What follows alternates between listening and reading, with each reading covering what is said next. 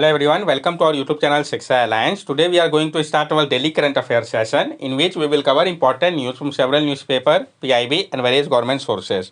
So let's begin our session. Our first topic is electronic soil, e-soil. जानेंगे इसके बारे में हम. Researcher introduced a groundbreaking study on electronic soil, e-soil in hydroponic, offering the potential for sustainable urban agriculture and food security. जो researcher है उन्होंने introduce किया है एक ग्राउंड ब्रेकिंग स्टडी को इलेक्ट्रॉनिक सॉइल ई सॉइल के लिए, हाइड्रोपोनिक के लिए. यह ऑफर करता है पोटेंशियल सस्टेनेबल अर्बन एग्रीकल्चर और फूड सिक्योरिटी का. E soil is an electrically conductive growth substrate derive from cellulose and a conductive polymer. जो ई सॉइल है ये आपका एक इलेक्ट्रिकली कंडक्टिव ग्रोथ सबस्ट्रेट है जिसको कि डिराइव किया गया है सेलुलोज और एक कंडक्टिव पॉलीमर की मदद से, जिसको कि पेडोट कहा गया है. It stimulates plant growth and the growth environment with low pressure, providing a safer and environmentally friendly alternative to traditional method. और ये स्टिमुलेट करता है प्लांट के रूट को और ग्रोथ को, एनवायरनमेंट को लो पावर के साथ प्रोवाइड करता है एक सेफर और एनवायरमेंटली फ्रेंडली अल्टरनेटिव को ट्रेडिशनल मेथड के जगह पे. This promote effective and sustainable development, expanding the range of crop that can be grown hydroponically without soil, using only water, nutrient and a substrate. ये promote कर रहा है effective और sustainable development को, expand कर रहा है जो रेंज है क्रॉप का जिसको कि ग्रो किया जा सकता है हाइड्रोपोनिकली बिना सॉइल के, सिर्फ वाटर, न्यूट्रिएंट और सबस्ट्रेट का उपयोग करके. ये जो बेनिफिट है ई सॉइल का ये इंक्लूड करता है लो एनर्जी कंजम्पशन, सेफ्टी को, और साथ साथ ये कंपेटिबिलिटी को पालन करता है हाइड्रोपोनिक के साथ. ये इनेबल करता है अर्बन एग्रीकल्चर को कि वो पूरा करे चैलेंजेस को ग्रोइंग पॉपुलेशन का और क्लाइमेट चेंज का. नेक्स्ट टॉपिक है हमारा नंदनकानन जूलॉजिकल पार्क. तो हम जानेंगे इसके बारे में. डायरेक्ट क्वेश्चन फ्रेम किया जा सकता है कि ये जूलॉजिकल पार्क जो है ये किस स्टेट में सिचुएटेड है, तो आपको याद होना चाहिए. Central zoo authority has approved the transfer of cheetah, African lion and chimpanzee from Dubai safari park to Nandankanan zoological park in Odisha.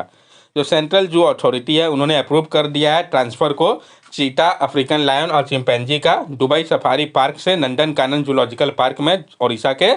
Nandankanan Zoological Park is an exchange will provide various animal including hippopotamus, black buck, hog deer, gaur, red jungle fowl and घड़ियाल. ये जो आपका Nandankanan zoological park है ये exchange कर रहा है, ये प्रोवाइड कर रहा है बहुत सारे एनिमल को जिसमें कि आपका hippopotamus, black buck, hog dear, गौर, रेड जंगल फॉल और घड़ियाल भी आते हैं. नंदनकानन जूलॉजिकल पार्क के बारे में हम जान ले. It is located 15 kilometre from Bhubaneswar, Odisha and was inaugurated in 1960. It holds the distinction of being the first zoo in India to join the World Association of Zoo and Aquarium, a global alliance dedicated to animal care and conservation. ये आपका located है 15 kilometre दूर भुवनेश्वर ओडिशा से. इसको inaugurate किया गया था 1960 पे. ये होल्ड करता है डिस्टिंक्शन को कि ये पहला जू है भारत का जिसने ज्वाइन किया था वर्ल्ड एसोसिएशन ऑफ जू एंड एक्वेटोरियम को.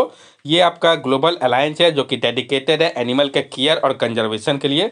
तो कौन सा है जिसने पहला ज्वाइन किया था और कब, ये इंपॉर्टेंट हो जाता है. रिकॉग्नाइज किया गया है इसको ब्रीडिंग के लिए इंडियन पेंगोलिन और वाइट टाइगर का. ये जो है ब्रीडिंग ग्राउंड है leopard, mouse deer, lions, ratel and vulture का भी.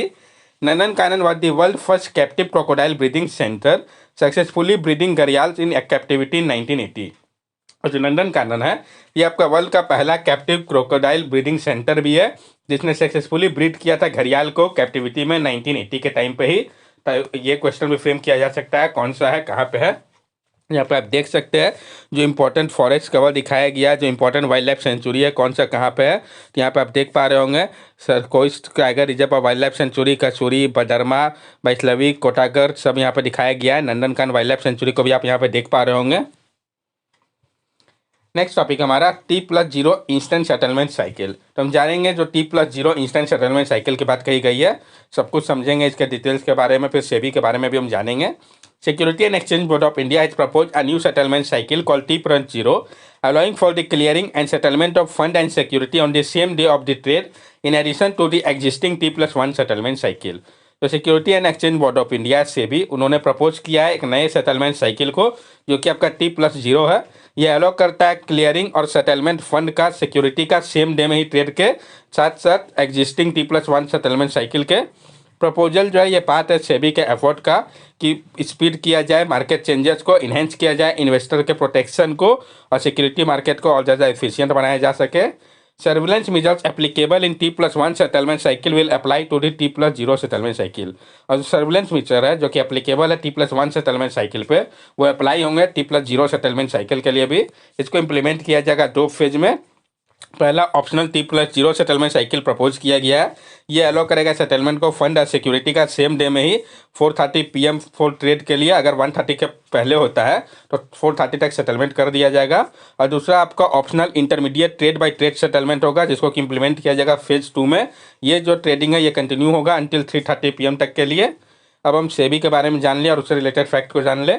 Security and exchange board of India, SEBI जो है security and exchange board of India ने भी हाल ही में अनवील किया एक न्यू लोगो को अपने 35th एनिवर्सरी के दौरान। Security and exchange board of India को इस्टेब्लिश किया गया था 1988 में। हेडक्वार्टर इसका मुंबई पे है। ये आपका एक स्टैट्यूटरी रेगुलेटरी बॉडी है सिक्योरिटी और कमोडिटी मार्केट के लिए भारत में, जिसके ऑनरशिप मिनिस्ट्री ऑफ फाइनेंस के बात है। रेगुलेटरी अथॉरिटी की अगर हम बात करें तो primary market, secondary market, mutual fund, foreign institution investment. Background की अगर हम इसकी बात करें तो इनिशियली ये एक नॉन स्टैट्यूटरी बॉडी है, बिना कोई स्टैट्यूटरी पावर के। ये एक ऑटोनोमस और गिवन स्टैट्यूटरी पावर रखता है सेबी एक्ट 1992 के माध्यम से। मकसद इसका क्या है? प्रोटेक्ट करना इंटरेस्ट को इन्वेस्टर का सिक्योरिटी के लिए, और प्रमोट करना डेवलपमेंट को, और रेगुलेट करना सिक्योरिटी मार्केट को। पावर एंड फंक्शन की अगर हम इसकी बात करें तो ये एक क्वासी लेजिस्लेटिव और क्वासी जुडिशियल बॉडी है, जो कि ड्राफ्ट करता है रेगुलेशन को, कंडक्ट करता है इंक्वायरी को, पास करता है रूलिंग को और इम्पोज करता है पेनल्टी को। इसका मेन ऑब्जेक्टिव है प्रोटेक्ट करना इंटरेस्ट को इंडियन इन्वेस्टर का सिक्योरिटी मार्केट के लिए, प्रमोट करना डेवलपमेंट को। सेबी जो है वो रेगुलेट करता है जो टास्क है इंटरेस्ट करने का डिपॉजिटर के लिए, क्रेडिट रेटिंग एजेंसी के लिए, कस्टोडियन ऑफ सिक्योरिटी के रूप में, फॉरेन पोर्टफोलियो इन्वेस्टर और अदर पार्टिसिपेंट के रूप में। ये एजुकेट करता है इन्वेस्टर को और जो सिक्योरिटी मार्केट है उनके इंटरमीडिएटरीज को। ये प्रोहिबिट करता है फ्रॉडलेंट को, अनफेयर ट्रेड प्रैक्टिसेस को सिक्योरिटी मार्केट और उससे रिलेटेड चीज़ के लिए। एक्सपेंशन की अगर इसके पावर की हम बात करें तो ये रेगुलेट करता है किसी भी टाइप के मनी पुलिंग स्कीम को जिसका वर्थ ₹100 करोड़ या अगर उससे अधिक का है, तो अटैच करता है एसेट को अगर कोई नॉन कंप्लायंस होता है तो। सेबी के जो चेयरमैन है वो अथॉरिटी रखते हैं ऑर्डर का, सर्च एंड सीजर ऑपरेशन का। सेबी की अगर हम स्ट्रक्चर की बात करें तो सेबी बोर्ड कंसिस्ट करता है चेयरमैन को, जिनका टेन्यूर 3 इयर्स का होता है, और अदर आपके होल टाइम या पार्ट टाइम मेंबर होते हैं।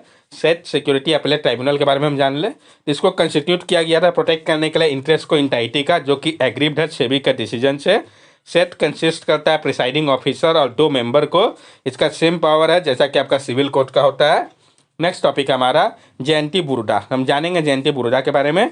जयंती Buruda, a tribal women from Malkangiri district in Odisha, become the first tribal women reporter at Kalinga TV in 2015। तो आपके जो जयंती बुरुडा है जो कि एक ट्राइबल वुमेन है मलकानगिरी डिस्ट्रिक्ट ओडिशा की, वो पहली ट्राइबल वुमेन रिपोर्टर बन गई है कलिंगा टीवी की 2015 में। लेकिन वो अनहैप्पी है मेन स्ट्रीम न्यूज़ कवरेज को लेके। उन्होंने पाया कि जो बादा दीदी यूनियन है 2018 का, जो कि एड्रेस कर रहे इश्यू को, जैसे कि गर्ल्स एजुकेशन, रिप्रोडक्टिव हेल्थ को लेकर ट्राइबल कम्युनिटी के लिए। और 2022 में उन्होंने लॉन्च किया जंगल रानी, एक सोशल मीडिया न्यूज़ प्लेटफॉर्म को, जिसको मैनेज किया जा रहा है 50 ट्राइबल वुमेन के द्वारा। ये एम्पावर कर रहा है उनको शेयर करने के लिए जो स्टोरी है मोबाइल जर्नलिस्ट के माध्यम से। ये जो प्लेटफॉर्म है इसका फोकस है टॉपिक जैसे कि ट्राइबल लाइफ, कल्चर, अवेयरनेस जो है फॉरेस्ट राइट एक्ट का, उसके ऊपर ये दर्शा रहा है जो पर्सपेक्टिव है ट्राइबल कम्युनिटी का। बुरुडा का मकसद है एक्सपेंड करना जंगल रानी को दूसरे ट्राइबल डोमिनेटेड डिस्ट्रिक्ट के लिए भी ओडिशा का। नेक्स्ट टॉपिक हमारा डुअल सिटीजनशिप। तो जानेंगे इसके बारे में हम। External affair minister acknowledge the challenges of providing dual citizenship to Indian residing abroad, citing economic and security concern. जो एक्सटर्नल अफेयर मिनिस्टर है उन्होंने एक्नॉलेज किया है जो चैलेंज है प्रोवाइड करने को लेकर डुअल सिटीजनशिप का इंडियन रेसिडेंट्स को जो कि अब्रॉड में है। उन्होंने इकोनॉमिक और सिक्योरिटी कंसर्न का हवाला दिया है। जो कंट्रीज है जैसे कि यूनाइटेड स्टेट, फिनलैंड, इसराइल, ये अलो करते हैं डुअल सिटीजनशिप को, लेकिन इंडिया प्रोहिबिट करता है, उसके नेशनल को डुअल सिटीजनशिप नहीं देता है। डुअल या मल्टीपल सिटीजनशिप अलो करता है इंडिविजुअल को कि वो होल्ड करता है लीगल स्टेटस को सिटीजन के रूप में 2 या 2 से अधिक कंट्री के लिए। ये बेनिफिट प्रोवाइड करता है जैसे कि passport issuance, political participation, visa exemption और एम्प्लॉयमेंट अपॉर्चुनिटी पे। क्या अल्टरनेटिव है डुअल सिटीजनशिप का? तो overseas citizenship of India OCI programme जो है ये आपका एक अल्टरनेटिव है, इसके बारे में हम जान ले। OCI प्रोग्राम ऑफर करता है बेनिफिट जैसे कि लाइफ लॉन्ग वीजा हो गया, exemption from reporting to police authority, party with non residential Indian in various field, ये एक्सक्लूड करता है प्रॉपर्टी एक्विजिशन को भी। जो एलिजिबिलिटी है ओवरसीज सिटीजन ऑफ इंडिया के लिए वो इंक्लूड करता है कि वो फॉर्मर इंडियन सिटीजन या उसके डिसेंडेंट होने चाहिए। एप्लीकेशन प्रोसेस जो है वो अवेलेबल है ऑनलाइन ऑफिशियल वेबसाइट की मदद से। नेक्स्ट टॉपिक हमारा migration and mobility agreement, PIB की न्यूज है, इंपॉर्टेंट टॉपिक है, जानेंगे इसके बारे में। Union cabinet has granted ex post facto approval to the migration and mobility agreement between India and Italy. Union cabinet ने ग्रांट कर दिया एक्स पोस्ट फैक्टो अप्रूवल को माइग्रेशन एंड मोबिलिटी एग्रीमेंट का भारत और इटली के लिए। Agreement aims to enhance people to people contact, promote the mobility of student, skill worker, business people and young professional and strengthen cooperation on issue related to irregular migration. और ये जो agreement है इसका मकसद है enhance करना people to people contact को, promote करना मोबिलिटी को स्टूडेंट का, स्किल वर्कर, बिजनेस पीपल और यंग प्रोफेशनल के लिए, और स्ट्रेंथन करना कॉपरेशन को जो इश्यू है जो कि रिलेटेड है इरेगुलर माइग्रेशन से। इंपॉर्टेंट प्रोविजन जो है इसका, तो granting temporary residence in Italy for up to 12 month to Indian student seeking initial professional experience after completing academic और वोकेशनल ट्रेनिंग। ये ग्रांट करेगा टेम्पोररी रेसिडेंस इटली पे अप टू 12 मंथ के लिए इंडियन स्टूडेंट को जिन्होंने इनिशियल प्रोफेशनल एक्सपीरियंस लिया है कंप्लीट करने के बाद एकेडमिक या वोकेशनल ट्रेनिंग को। Reserve Kota for non seasonal and seasonal Indian worker under the existing labour mobility pathway. ये रिजर्व करेगा कोटा को नॉन सीजनल और सीजनल इंडियन वर्कर के लिए एग्जिस्टिंग लेबर मोबिलिटी पाथवे के अंतर्गत। Cooperation in combating irregular migration, ये मदद करेगा कॉम्बेट करने में इरेगुलर माइग्रेशन को भी। इंडिया और इटली के रिलेशन के बारे में भी हम जान लें। The two country establish political relation in 1947 and have celebrated 25 year of diplomatic relation. ये दोनों कंट्री ने इस्टेब्लिश किया था पॉलिटिकल रिलेशन को 1947 के समय पे, और इन्होंने सेलिब्रेट किया 75 ईयर डिप्लोमेटिक रिलेशन का। इन 2022 bilateral trade between India and Italy reach a record 15 billion euro, double the amount of 2020।